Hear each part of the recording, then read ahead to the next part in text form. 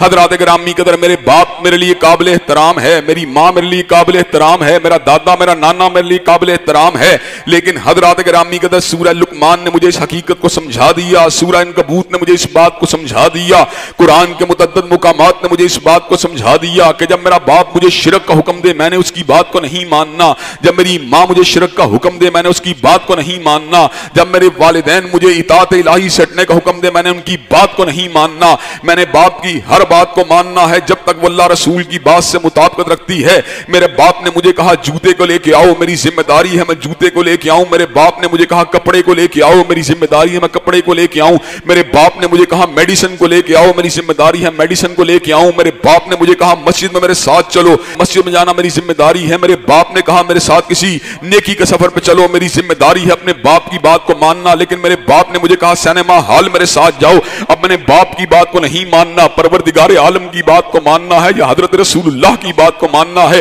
میرے باپ نے مجھے کہا داڑھی کو منڈواؤ, اب میں نے اپنے باپ کی بات کو نہیں ماننا بلکہ حضرت رسول اللہ کی بات کو ماننا ہے. میرے باپ نے مجھے کہا تم نے مسجد میں نہیں جانا, اب میں نے اپنے باپ کی بات کو نہیں ماننا بلکہ حضرت رسول اللہ کی بات کو ماننا ہے.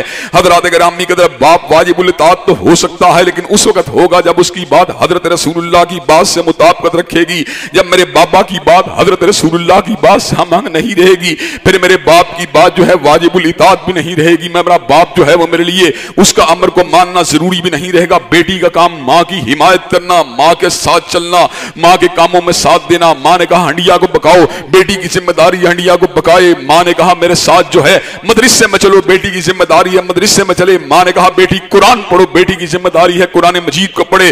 ماں نے کہا بیٹی چھوٹے بچوں کو پڑھاؤ, چھوٹے بچوں کو پڑھانا بیٹی کی ذمہ داری ہے. اب ماں جو ہے ایک نئے روپ میں سامنے آتی ہے, ماں فتنے کا شکار بن کے سامنے آتی ہے. وہی ماں جو محبت کی علامت ہے, وہی ماں جو ممتا کا عروج ہے, وہی ماں جو پیار کا عروج ہے. لیکن اب ماں جو ہے وہ سنت نبی سے ہٹ چکی ہے. اب ماں جو ہے وہ اس وقت حضرت رسول اللہ کے اوامر سے ہٹ چکی ہے اور اپنی بیٹیوں کہتی ہے تو نے کالج جاتے ہوئے برقعے کو نہیں پہننا. حضرات گرامی قدر اب بیٹی جو ہے وہ اپنی ماں کی بات کو نہیں ماننے گی. بیٹی اگر بات ماننے گی حضرت رسول اللہ کی بات کو ماننے گی. ماں اس کو یہ بات کہتی ہے بیٹی جس وقت تیرا بہنوئی جو ہے وہ گھر میں آتا ہے تو نے اس کے سامنے برقع نہیں لینا, تو نے اس کے سامنے آنا ہے, تو نے چہرے کو اس کے سامنے بے حجاب ہو کے بیٹھنا ہے. اب بیٹی نے ماں کی بات کو نہیں ماننا بلکہ حضرت رسول اللہ کی بات کو ماننا ہے. حضرات گرامی قدر یہ باپ کے اوامر کا دائرہ کار, یہ ماں کے اوامر کا دائرہ کار, یہ شوہر کے اوامر کا دائرہ کار, یہ بالکل واضح حقیقتیں ہیں. ان کے اندر ٹیمپرنگ کرنے کی, ان کے اندر کمی بیشی کرنے کی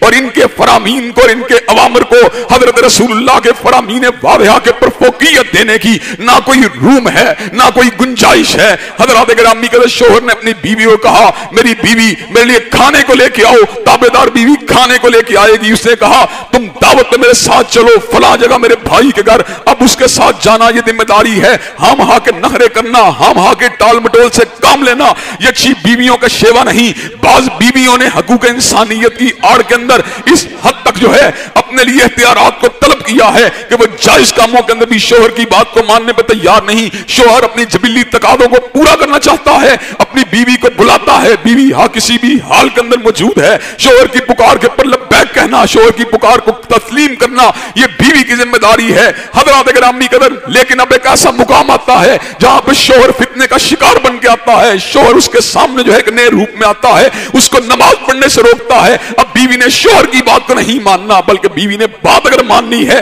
اللہ کی ماننی ہے, حضرت رسول اللہ کی ماننی ہے. شوہر بیوی کو یہ بات کہتا ہے تم نے میرے بھائی کے سامنے چہرے سے اپنے پردے کو ہٹانا ہے. حضرات گرامی قدر بیوی نے شوہر کی بات کو نہیں ماننا بلکہ حضرت رسول اللہ کی اتباع کو کرنا ہے. حضرات گرامی قدر حضرت رسول اللہ کی اتباع کا مقصود اور مفہوم یہ ہے کہ جہاں پر آپ کی بات موجود ہو وہ سونے سے زیادہ سنہری ہے, جہاں پر آپ کی بات موجود ہو وہ ہمالیہ سے زیادہ بلند ہے, جہاں پر آپ کی بات موجود ہو وہ فولاذ سے زیادہ مضبوط ہے, جہاں پر آپ کی بات موجود ہو کائنات کے اندر کسی رشتے کی بات کو, کسی تعلق دار کی بات کو, کسی خونی رشتے کی بات کو اس کے اوپر فوقیت نہیں دی جا سکتی. ایسے عالم کے اندر بات اگر مانی جائے گی تو کملی والے کی مانی جائے گی.